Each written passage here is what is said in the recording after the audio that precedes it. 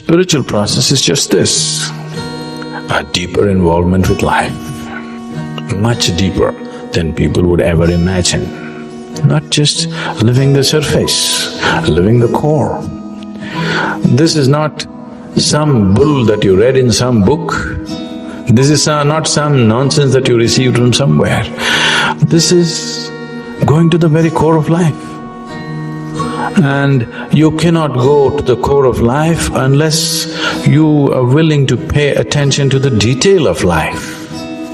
Nothing in the existence will yield to you unless you pay attention to it, isn't it? Nothing ever yields to you unless you pay attention to it, isn't it so? And nothing ever cannot yield to you if you pay enough attention to it. The creation and the creator has to yield to you if you pay substantial attention to it. So, if you are willing to pay substantial attention to something, everything will yield.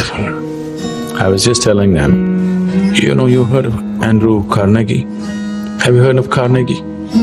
Carnegie in 20th century became one of the richest men in America in a very short span of time, in a single generation, just himself. So when, as a young man, he got into business and his business started multiplying at a phenomenal pace. He started making money at a pace that America had not witnessed till then. So naturally, the administration got suspicious that he may be doing some criminal activity to make so much money. They put his business through the scanner and they couldn't find anything wrong. Then they set up an inquiry for him. A group of congressmen were conducting this inquiry, and then they asked, "We have looked through your business in every possible way and we don't find anything wrong. So how is it that you make so much money? What is this?" So Carnegie said, "See, I can keep my mind focused on something for 5 minutes at a stretch. 5 minutes, I can keep my mind focused on something. Can any one of you do it?" They all said no. They actually set up some experiments. None of them could keep their mind focused more than a few seconds. Then he said, "You should not be running United States. Nothing yields unless you pay enough attention. And there is nothing in the existence which cannot yield if you pay enough attention to it."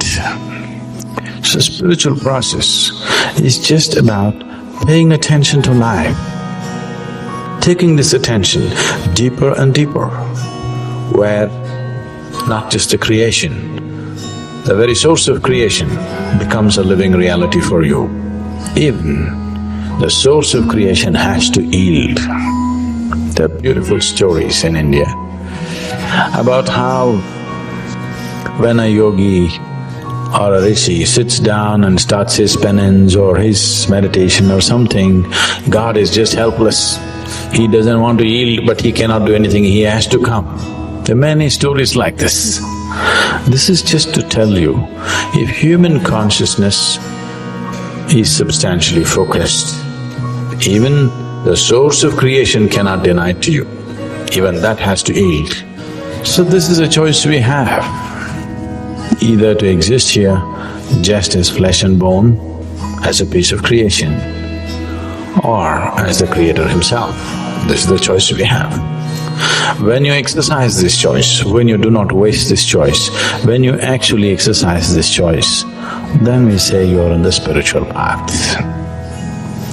I cannot understand how anybody cannot be on the spiritual path, because this is everybody's aspiration. Everybody wants to be something more than what he is right now, isn't it so? That something more happens, he wants to be something more. This is a spiritual path conducted in a foolish way.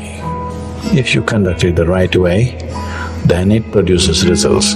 Otherwise, you will die as an aspiration. Most people die as an aspiration, unfortunately. Very few people die as a realization. An aspiration is good as a starting point, but an aspiration is not a good thing as an ending point, isn't it so? An aspiration is a good thing as a starting point. An aspiration is not a good thing at the closing point.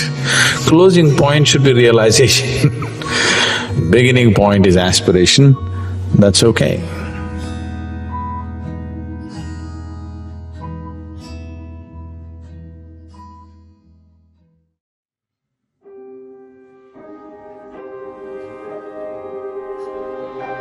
The spiritual path has only one purpose, and that is to bring about the shift in the identity which is now based in body-mind complex to the identity based in awareness, based in consciousness.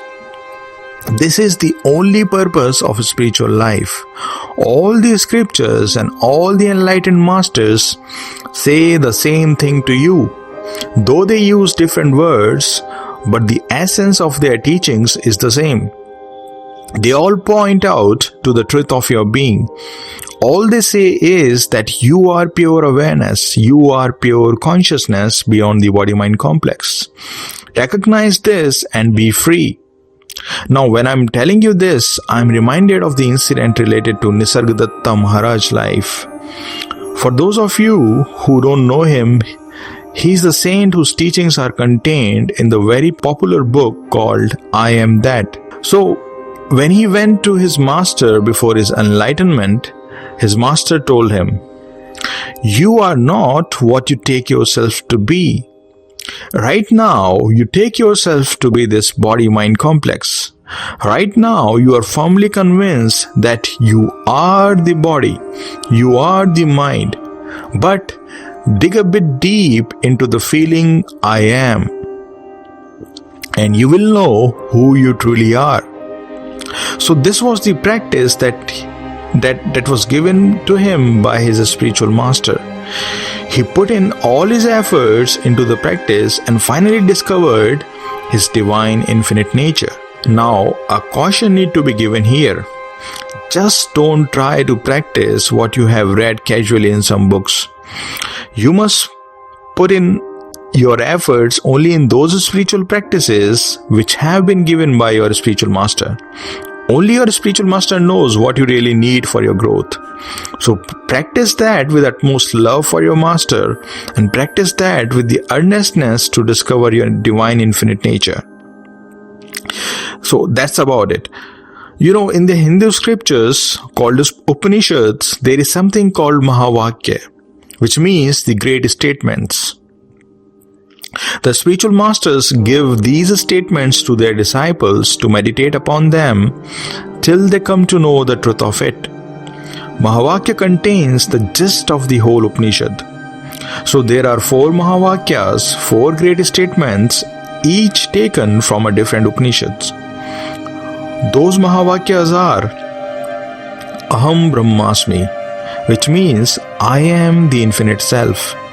It's taken from the Brihadaranyaka Upanishad. The next Mahavakya is Tattvamasi, which means thou art that. Here, thou denotes you who identify with the body-mind complex, and that in this statement stands for the infinite self. So it means you are the infinite self. This is from Chandogya Upanishad. The next Mahavakya is Prajnanam Brahma. It means the consciousness that you experience within yourself is none other than the infinite self which pervades the entire creation. And this Mahavakya is from Aitreya Upanishad. Then the final Mahavakya is Ayam Atma Brahma, which means the individual self, the individual soul that you refer to as I, is nothing but the infinite self. And this is taken from the Mandukya Upanishad. So you see how the 4 different Upanishads are saying the same thing but using different words. They all are pointing to the truth of your infinite nature. They all are saying that you are not the body, you are not the mind, but the one infinite consciousness. In Jain Buddhism also, the master gives koan to their disciples. Koans are paradoxical riddles without a solution. The disciple is asked to solve this riddle and come to the master only when he has found the answer to it. Now, when the disciple comes to the master with a verbal answer, he is sent back immediately to meditate upon it further. Now, the disciple ponders over it, meditates upon it, till the answer comes in the form of an experience. The true answer of these koans can only come in the form of an experience, because on the level of the mind, these koans have no answer. Now, what answer can this koan have? What is the sound of one hand clapping? Can this koan have any answer on the level of the mind? No. The answer comes in the form of an awakening experience. So the purpose of all spiritual practices in any tradition is to awaken you to your true self, to your divine nature. Different masters have used different techniques for their disciples. The masters know the mindsets of their disciples. What kind of meditation, what kind of spiritual practice will suit which disciple, only the enlightened masters can know it. So they have devised all these techniques to wake you up from the long sleep of identification with the body-mind complex.